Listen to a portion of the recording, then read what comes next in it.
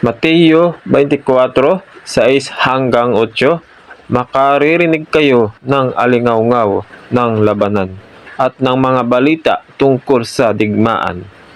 Huwag kayong mababagabag, dapat mangyari ang mga ito. Ngunit hindi pa ito ang wakas. Sapagkat makikibaka ang bansa laban sa kapwa bansa at ang kaharian sa kapwa kaharian. Magkakagutom at lilindol sa iba't ibang dako. Ang lahat ng ito'y pasimula pa lamang ng mga paghihirap. Ito na po ang katuparan.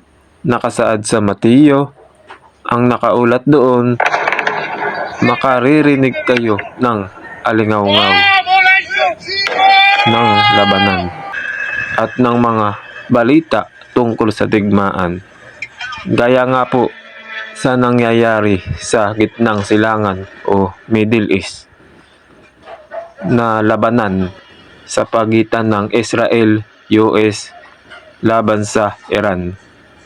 Ang mga ito ay inihula ng ating Panginoong Kristo na magkakaroon ng labanan o gera. Gaya nga po sa ating nabasa sa Mateo 24:6-8, makaririnig kayo ng alingaw-ngaw ng labanan at ng mga balita tungkol sa digmaan. Yan po ay ipinagpauna na ng ating Panginoong Kristo 2,000 taon na nakakalipas bago pa man ito mangyari.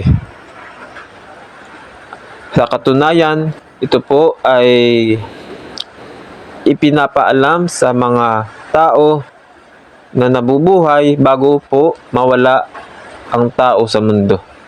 Ito po ang katuparan na nakasaad sa banal na kasulatan.